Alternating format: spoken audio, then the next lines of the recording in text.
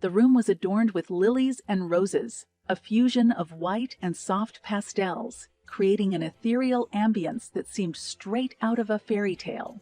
As I stood at the altar, my heart pounded in anticipation. I was in a sleek ivory dress, a carefully selected piece that was the epitome of simple elegance. Beside me, Mark looked dashing in his classic black tuxedo. I glanced at the congregation. Family and friends gathered from near and far to witness our vows, this sacred promise of forever. Among them sat Gloria, Mark's mother, dressed in an overly extravagant ensemble that seemed better suited for a royal ball than our intimate wedding. Her eyes met mine briefly, and even though she smiled, her eyes didn't. As we prepared to recite our vows, I felt Mark's grasp on my hand, surprisingly slack. I looked into his eyes and searched for the spark we once had, but instead I found a distant gaze. It seemed as though he was mentally somewhere else. I brushed off the thought. Weddings are overwhelming, I reminded myself. I, Ella, take you, Mark, to be my lawfully wedded husband, to have and to hold, for better or for worse, in sickness and in health, to love and to cherish until death, to love and to cherish until death do us part. I declared, my voice trembling with emotion. I, Mark, take you, Ella, to be my lawfully wedded wife, to have and to hold. He recited his vows in a monotonous tone, as though he was reading from a script for the first time.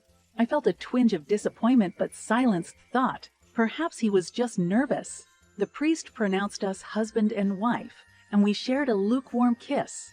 As we turned to face our guests, I saw Gloria rise from her seat. "May I have everyone's attention? I'd like to make a toast," she announced, grabbing a champagne flute.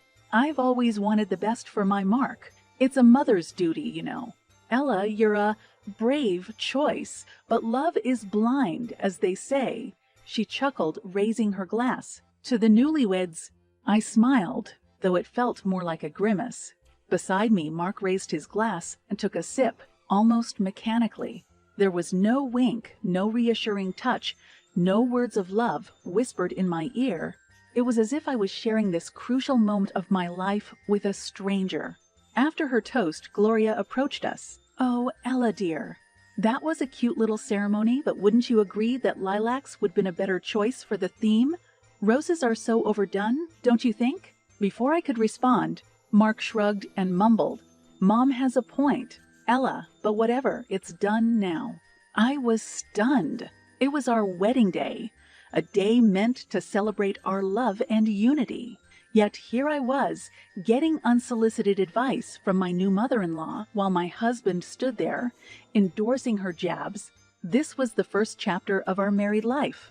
I went to bed that night, my new wedding ring feeling like a weighted promise. The giddy euphoria I should have felt was replaced by an undercurrent of dread, a sinking feeling that maybe forever was not what I had signed up for.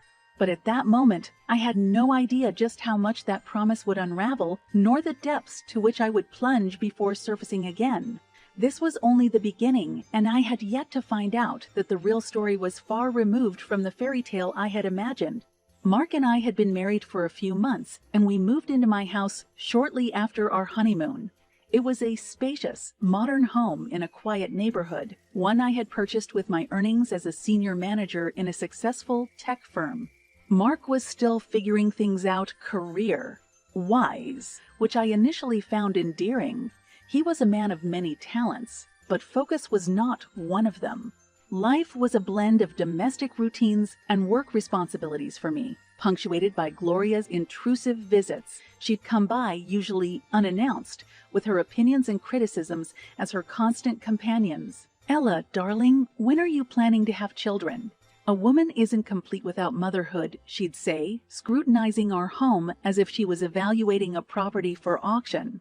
Mark, far from providing any form of support or intervention, would usually placate her with nods and agreements, effectively leaving me in the battlefield alone.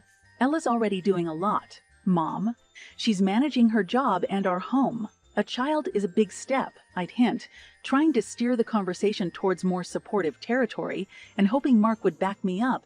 "Yeah, well, Ella knew what she was signing up for when she married into this family," Mark would respond, emphasizing this family as if it were a sacred institution. And then one day, Gloria arrived with not just her opinions, but also her luggage. Multiple suitcases that she piled up in our living room, filling the space with her imposing presence. I've decided it's time for me to move in. I think it's high time we become a real family, don't you think? Gloria announced, her voice tinged with a sense of finality, as if this were a decree rather than a question. I looked at Mark, my eyes pleading for him to say something. Anything that would suggest he was my partner in this relationship, that we were a team. "I'm pregnant, Gloria," I declared, revealing news I had hoped to share under happier circumstances. "This is a crucial time for us, and having more people in the house might be stressful." Mark glanced at me, then at his mother. For a moment, I saw a flicker of something. Doubt, maybe, or perhaps even guilt. "So, if Ella's pregnant, Mom, it's probably not the best." Gloria interrupted him. "Oh, nonsense, Mark. My moving in is even better under the circumstances. Ella can use all the help she can get." Mark looked at me, his eyes searching my face for some sign of what to say. And then, as if reaching a decision, he turned to his mother and smiled. "Actually, you're right, Mom. It is a good idea for you to move in." My heart sank as I heard his words. They were more than just an agreement. They were a betrayal. Here we were, standing in the home I had built with my own hard work, and I was made to feel like an outsider. Mark's decision wasn't just about him siding with his mother. It was about failing to recognize our home as a shared sanctuary, a place where decisions, especially life-altering ones, needed to be made together. Gloria gleefully began unpacking her bags, humming a tune under her breath as if she had just won some kind of lottery. Mark walked away, leaving me standing there alone, feeling anything but victorious. And in that moment, I knew. This home was no longer just mine, and my life was no longer just my own. I was sharing it with people who didn't value me, and a husband who didn't stand by me.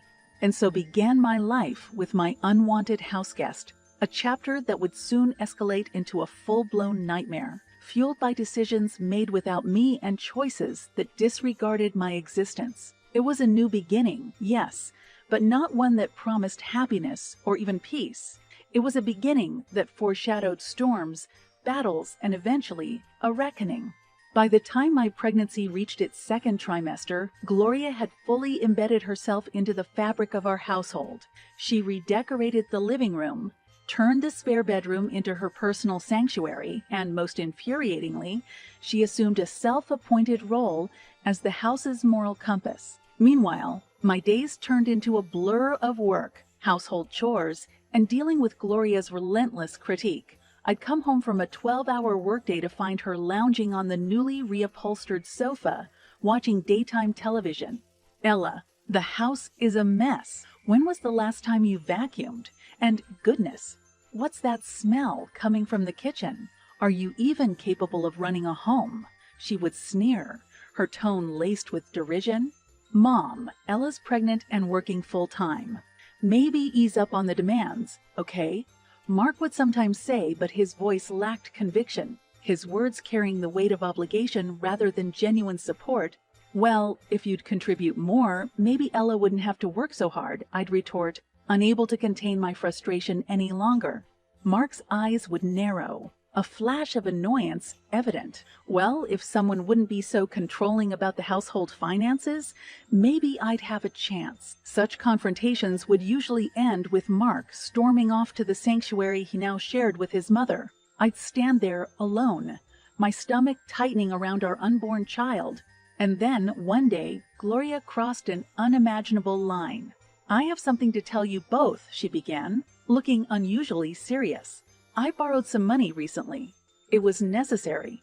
I had to make an important purchase." "How much, Mom?" Mark asked, his tone heavy with an unspoken dread. $150,000, Gloria declared, as if announcing the purchase of a new pair of shoes. "You did what?" I exclaimed, my voice cracking. "And for what?" "For some very high-end couture, my dear. A woman needs to maintain her lifestyle." I was incredulous. "You expect us to pay off this debt? I can't believe you would be so irresponsible." "She'll pay it off, Mark. That's what family does for each other, Gloria replied, her eyes narrowing. I can't believe you'd agree to this, Mark. I looked at him, my eyes pleading. You're going to allow your mother to force us into crippling debt? What can I do, Ella? She's my mom, and she had a reason. We'll find a way to deal with it, Mark responded, his voice tinged with resignation rather than reason. It felt like a slap in the face. Here I was, pregnant, working tirelessly and maintaining our home, only to be landed with a six-figure debt that I had no part in accruing. And the worst part, my husband, the man who was supposed to be my partner in every sense, stood there making excuses for the very person ripping our lives apart. It was this moment, the sheer audacity of Gloria's actions and Mark's unwillingness to stand up for what was right, that flicked a switch in me. I realized I was alone in this marriage, a solitary soldier in a battlefield created by the very people who were supposed to be my allies. As I walked away from them, locking myself in what used to be our bedroom, I felt the weight of the choices I had to make. This nightmare had to end, and I was the only one who could end it. But first, I needed to gather my strength, because what lay ahead was a fight that would redefine my life and the lives of those who had put me in this impossible position. It was a new chapter, darker and more twisted than anything I had ever imagined. But it was also the beginning of a turning point, a first step in reclaiming the life that had been taken from me. As my belly grew, so did the tension in our home. Each day was another battle, another tightrope walk over the crater of family dysfunction. Despite my condition, Gloria had me doing most of the housework, her nagging voice a constant backdrop to my life. Ella, do you even know how to properly dust a house? And why is dinner always so late? I'd learned to bite my tongue, swallowing my retorts like jagged pills. But one evening, the volcano finally erupted. I had just returned from a grueling day at work, and my back was killing me. Tired and swollen feet dragged me into a house that no longer felt like my sanctuary. I was greeted by Gloria's haughty gaze as she sat in the living room. Ella, the trash is overflowing. Have you forgotten what basic housekeeping is? She berated me before I had a chance to set my bag down. Mom? She just got home. No, Mark, your wife is turning this house into a pigsty. It was the last straw. I could feel the baby kick, as if even this tiny life inside me was urging me to take a stand. That's enough, Gloria, I said, my voice ice cold but unwavering. You don't get to barge into my house, impose your rules, and then treat me like an indentured servant. A heavy silence fell over the room, broken only when Gloria's hand came flying across my face, leaving a burning imprint on my cheek. You'll regret that, I said, touching my stinging cheek, my eyes locking onto hers. Then you deserved it, Mark chimed in, his words laced with a bitterness that cut deeper than any slap. The room spun. I looked at these two people, my husband and my mother-in-law, strangers who wore the faces of those who were supposed to love me. The enormity of my reality settled in. I was a stranger in my own life, living a surreal nightmare while burdened by a growing life within me. Turning on my heels, I retreated to my room, locking the door behind me. My hands trembled as I picked up my phone and dialed the number of a divorce attorney I had discreetly researched weeks before. I had reached my breaking point, and I wasn't going to allow myself or my unborn child to suffer any further. As I waited for the attorney to pick up, a sea of emotions washed over me. Fear, anger, but above all, a palpable sense of relief. For the first time in months, I was taking control, steering the ship of my life away from the whirlpool that had nearly consumed me. Hello, this is attorney Sarah Adams. How may I assist you today? The voice on the other end was crisp and professional, and as I began to speak, outlining the skeleton of my marital nightmare, I knew I was finally making the first real step toward reclaiming my life.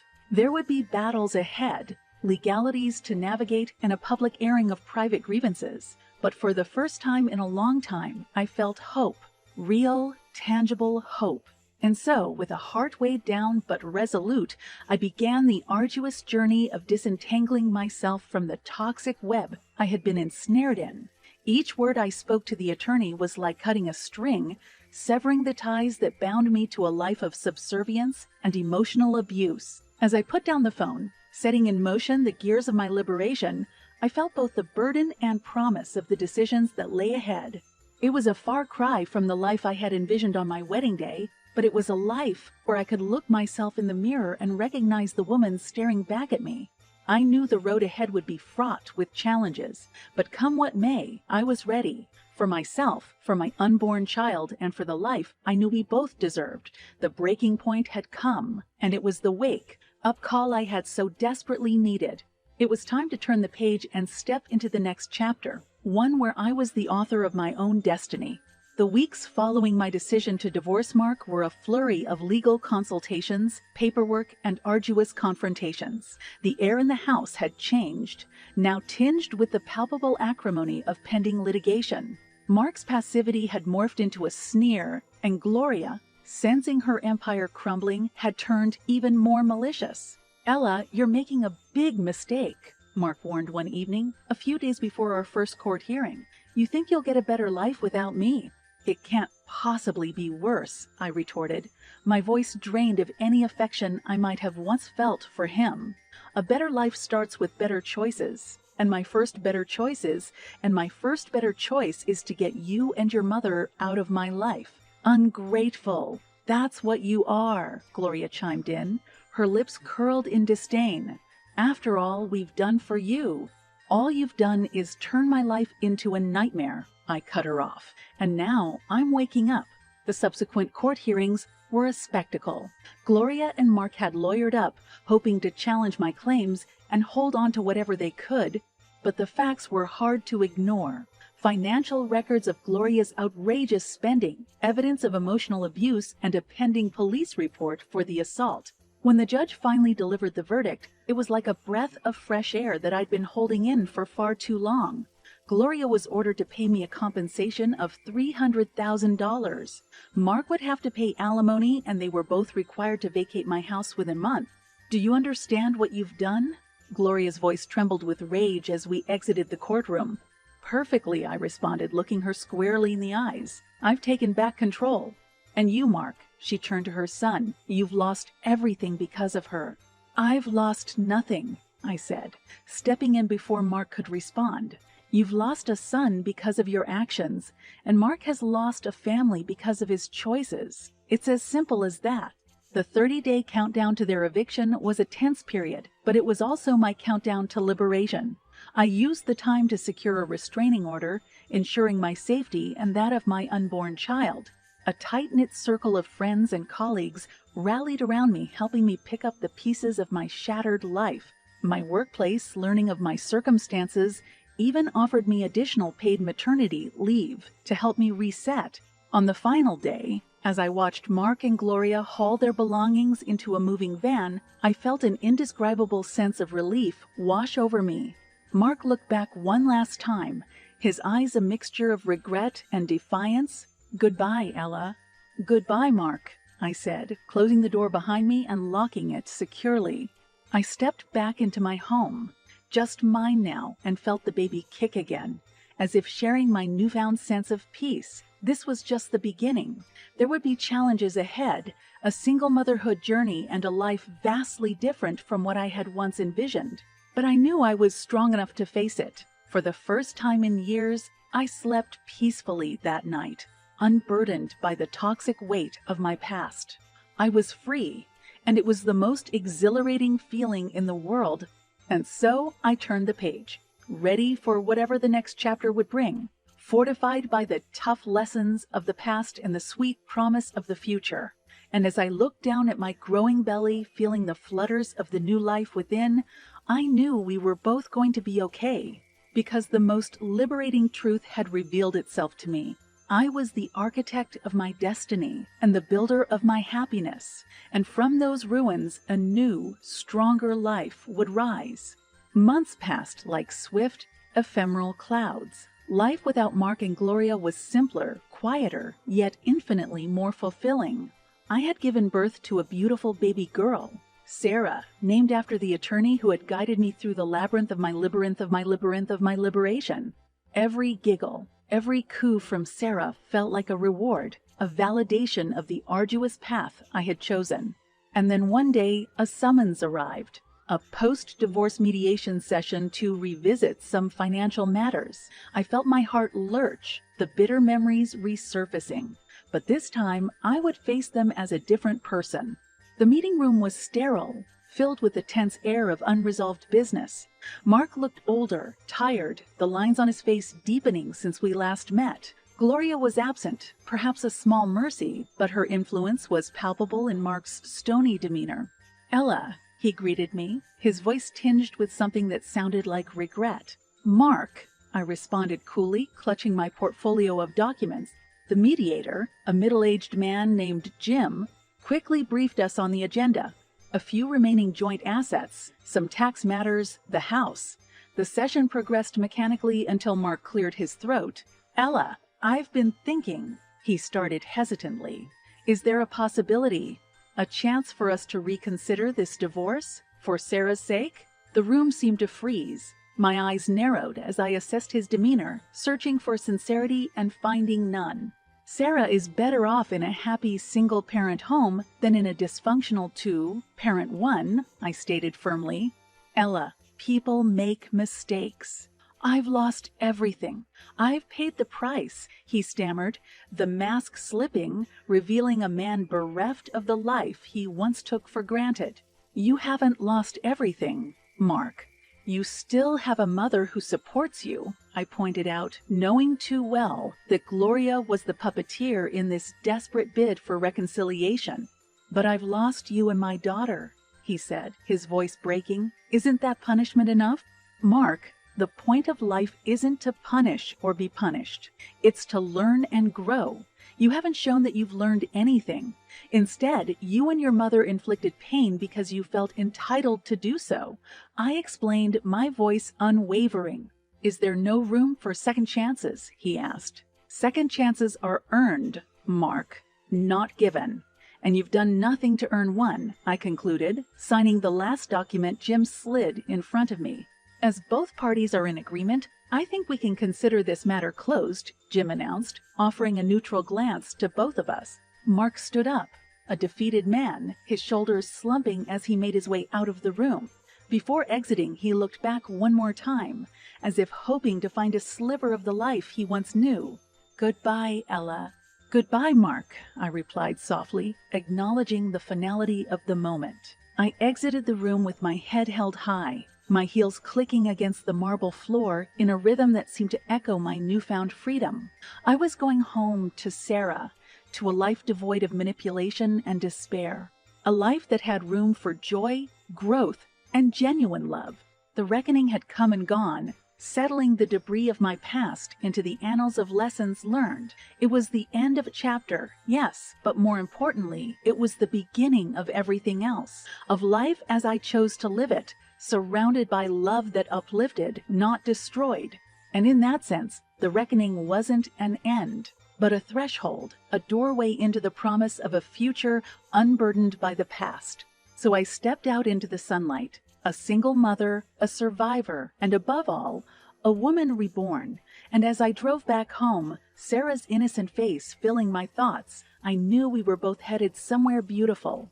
Because the best form of revenge wasn't just living well. It was thriving despite everything and everyone that sought to bring you down. And thrive we would.